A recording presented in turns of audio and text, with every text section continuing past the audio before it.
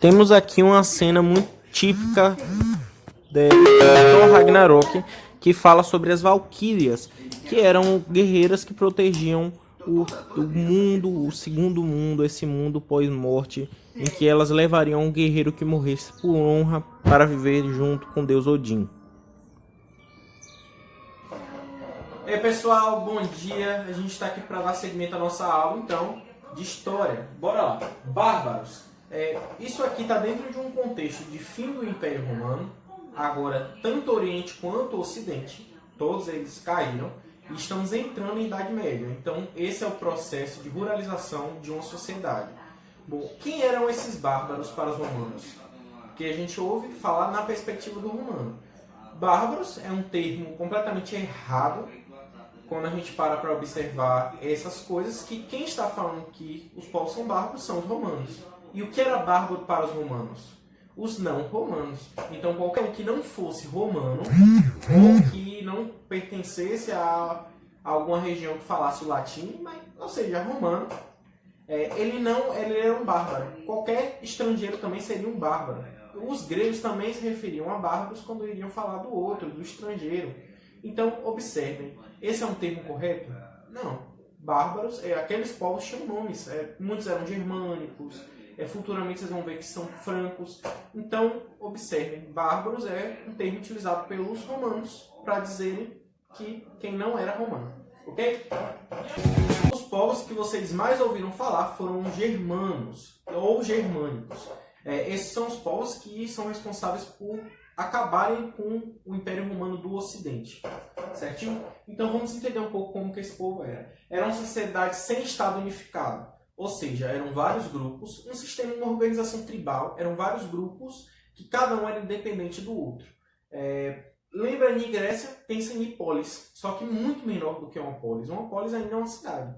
Pense nos germânicos como povos basicamente migratórios, sempre estão em uma constante migração, nômades, e eles vivem em pequenos grupos. E não tem um Estado unificado, não tem, por exemplo, vários reinos unidos em um só.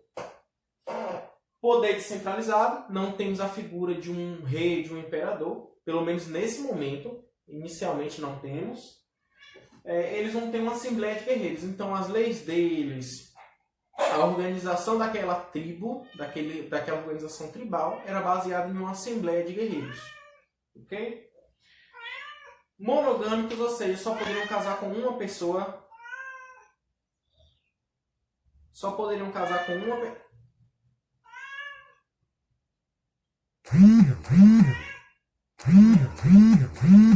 Monogâmicos só poderiam casar com uma pessoa. Mulheres e homens com direitos iguais, então não existia uma hierarquia entre os sexos. Tanto a mulher ela poderia ascender socialmente, se tornar a líder do grupo, quanto um homem poderia ascender e se tornar o líder do grupo. Os direitos de fato eram iguais. Isso era garantido pelas leis de costumes e a moral de sua sociedade, da sociedade germana. Direito consuetudinário, que é um conceito dos costumes, tradições passados de geração em geração. Então eles não tinham várias leis jurídicas em um papel, não. Eles eram transmissão oral, de geração em geração, igual o mito é. E eram por leis de costumes, tradições e a moral daquela tribo. Então, cada tribo tinha os seus direitos, tinha suas leis e deveres diferentes, justamente por isso, por seguirem as suas tradições daquela tribo. Então, não tinha como ser todos iguais. Os vikings, por exemplo, eles também são germânicos. Os vikings, eles são germânicos. A gente ouve falar muito dos vikings, tem série, tem filme. A gente tem agora a cultura nórdica que foi implementada no cinema, da Marvel principalmente, com Thor. Então é algo muito interessante que se atrelou à nossa cultura. Os vikings, por exemplo, eles vão acreditar num paraíso chamado Valhalla.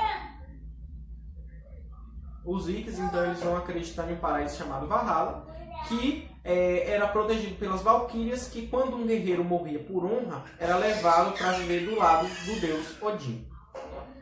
Seguindo aqui, nós também tínhamos os cominatos. Os cominatos eram um pacto de fidelidade entre o chefe e os seus guerreiros. Então era um pacto de não traição. Os germânicos, os bárbaros, esses bárbaros em específicos, eles eram considerados pela sua extrema lealdade, pela sua extrema fidelidade àquele chefe, àquele exército.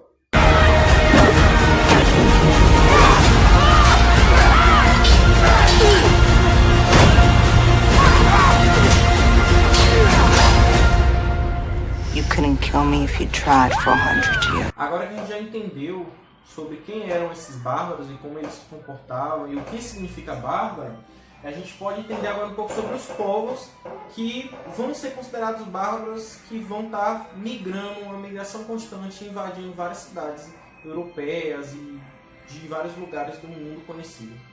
Vamos lá, orientais vão formar os hunos e os alanos. São importantes, mas a gente quase não vê eles na história, pelo menos não na história, nossa história brasileira. A gente foca muito nos germanos. Os germanos é algo que a gente ouve muito. Então, os germanos a gente ouve falar sobre os francos. Os francos eles vão se dividir em merovingios e carolíngios. Os merovingios, Clovis ele vai estabelecer o primeiro reino, ele estabelece o reino franco e ele consegue unificar todos os reinos próximo dessa localidade. Bom, para você saber a localização exata, esse reino franco ele fica no atual França hoje. Ela é a França, eles dão origem à França. Inclusive recebe esse nome por causa disso, por causa dos francos. Os carolíngios, na figura de Pepino o Breve, eles vão conseguir, eles vão iniciar sua dinastia. O que é dinastia, gente?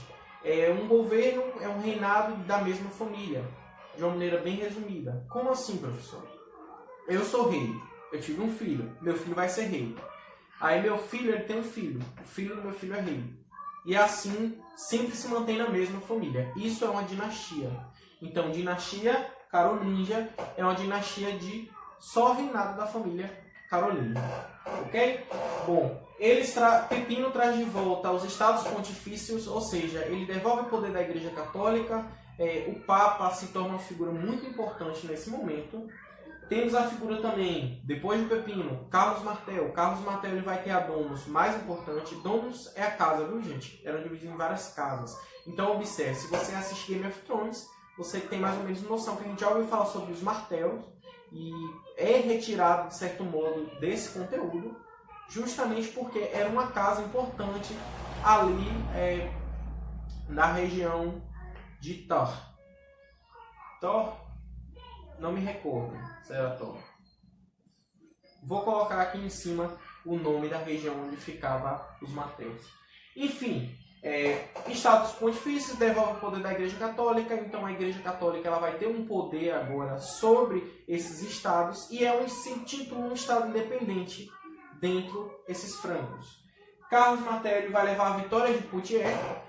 Que vitória é essa? É quando os cristãos conseguem finalmente, no Ocidente, tá, gente? Eles conseguem finalmente acabar com as invasões islâmicas. Então, foi um conflito entre cristãos e islâmicos e marca o momento em que se acaba com as migrações dos povos islâmicos para a Europa Ocidental. Bom, já expliquei o que é. Papa Leão ele vai coroar, então, Carlos Magno. Quem é Carlos Magno? Carlos Magno surgiu de onde aqui? Carlos Magno ele é neto de Carlos Martel. Então, o Papa Leão, faltou um número aqui, gente, mas é Papa Leão III, ele vai coroar Carlos Magno, e quando o Papa ele coroa Carlos Magno, ele cria uma segurança para a Igreja Católica, ele legitima o poder do imperador. Como assim? A partir desse momento, a partir da coroação de Carlos Magno e a formação do Sacro Império Romano Germânico, ou seja, um novo Império Romano do Ocidente surge, só que agora respeitando cristãos e bárbaros, dá o poder que a Igreja Católica precisava, que era o quê? A Igreja Católica se torna oficial dentre os cristãos. Então, ela é a única capaz de coroar um rei. Basicamente isso, pessoal. A gente fica por aqui. Qualquer dúvida, no grupo de WhatsApp ou na descrição desse vídeo. Adeus.